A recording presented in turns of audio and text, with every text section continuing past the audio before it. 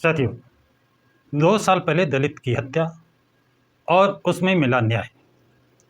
ये मामला है मुजफ्फरनगर का, जहां पर जमीन के विवाद को लेकर के दलित के घर में घुसकर मारपीट, फायरिंग, जिसमें एक व्यक्ति की मौके पर मृत्यु हो जाती है, 3 घायल हो जाते हैं। पुलिस कार्रवाई करती है, मुकदमा लिखती है और तीनों जो आरोपी थे उनको जेल भेजती है। अदालत क्या सज़ा देती है और कितने समय में इस केस का निस्तारण होता है, ये जानना बहुत ज़रूरी है। और ये इस तरह अदालतें निर्णय देने लगें, क्योंकि आपने देखा होगा, अभी सुना होगा, 35-35, 40-40 साल पुराने मुकदमे में जो निर्णय आया वो वादी पक्ष के फेवर में आया, लेकिन तब तक आधे से ज़्यादा अभियुक्त जो थे उनकी मृत्यु हो चुकी थी, जिससे उस न्याय का महत्व जो समाज में पढ़ना चाहिए वो नहीं पड़ा। ये कितना जल्दी न्याय हुआ है, ये काबिल तारीफ़ है। तो जानिए क्या है मामला। ये उत्तर प्रदेश के मुजफ्फरनगर का मामला है। तो साथियों, भारत जैसे लोकतांत्रिक और समानता आधारित राष्ट्र में आज भी जातिगत भेदभाव और सामाजिक असमानता एक गंभीर चुनौती बनी हुई है। संविधान ने सभी नागरिकों को समान अधिकार और अवसर देने की गारंटी दी है। फिर भी दलित समुदाय लंबे समय से सामाजिक, आर्थिक और राजनीतिक उत्पीड़न का शिकार रहा है। गांवों से लेकर शहरों तक, शिक्षा से लेकर रोजगार तक और सामाजिक जीवन से लेकर राजनीतिक प्रतिनिधित्व तक दलितों को हर बार भेदभाव और हिंसा का सामना करना पड़ता है।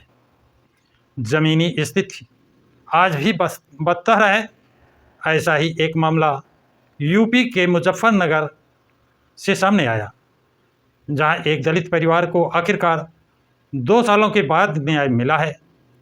पुरानी रंजिश के कारण एक दलित परिवार की हत्या करने और उसके 3 बच्चों को घायल करने वाले तीनों आरोपियों राजेंद्र जाट, उनके बेटे मोहित जाट और वीरेंद्र जाट को विशेष अदालत SC/ST कोर्ट ने आजीवन कारावास की सज़ा सुनाई है, जिसमें एक व्यक्ति की मौके पर मृत्यु हुई थी, 3 घायल हुए थे। तीनों आरोपियों पर 35-35 हज़ार रुपये का जुर्माना भी लगाया है।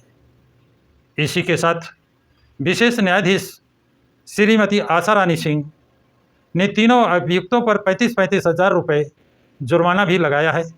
दरअसल 14 फरवरी 2023 को मुजफ्फरनगर के जानसठ थाना क्षेत्र के जॉनसन पुलिस स्टेशन के राजपुर कला गांव, कौन सा गांव, राजपुर कला गांव के संजीव वाल्मीकि के घर तीनों आरोपी जबरन घुस गए और संजीव वाल्मीकि को जाति सूचक गालियां देते हुए उन्हें और उनके बच्चों के साथ मारपीट की और गोलियां भी चलाई थी, जिसके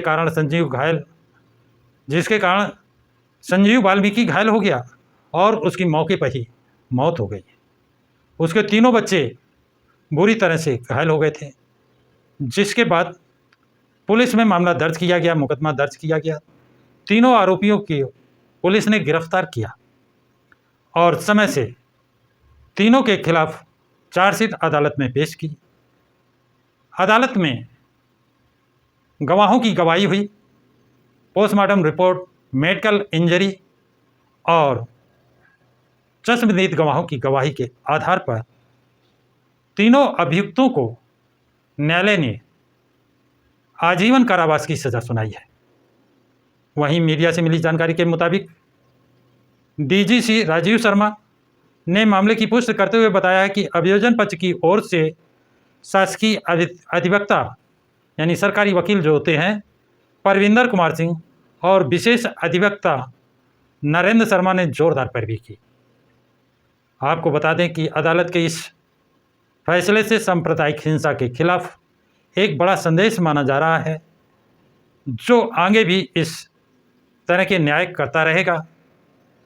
साथियों, इस न्याय की, इस जजमेंट की बहुत ज़्यादा प्रशंसा हो रही है कि इसमें निर्णय 2 साल में ही मिल गया।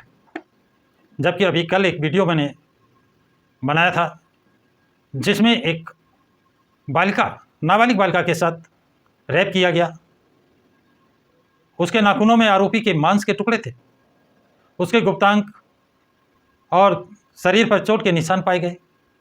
वैज्ञानिक साक्ष्य जो जांच की गई वो भी पक्ष में थे, जिसके कारण आरोपी को फांसी की सज़ा सुनाई गई, लेकिन उसमें 5 साल का समय लगा है। जबकि इस मुकदमे, वो मुकदमा था मथुरा अदालत, मथुरा जिले का, वो भी SC ST का था, SC की लड़की थी और आरोपी सवर्ण था। ये मुजफ्फरनगर में भी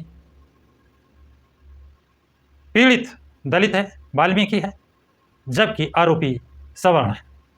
लेकिन इसमें जो त्वरित कार्रवाई हुई है, जजमेंट आया है, निर्णय आया है, इससे जिनके घर में हादसा हुआ है, जिस समाज में यह हादसा हुआ है, जिसका आदमी मारा गया, जिसका पिता मारा गया, जिसके परिवार का मुखिया मारा गया और 3 बेटे घायल हुए, उनको ये फैसला सुनकर, ये जजमेंट सुन करके उन्होंने अदालत को और संबंधित पैरोकारों को, सरकारी कोर्ट और वकीलों को धन्यवाद दिया है।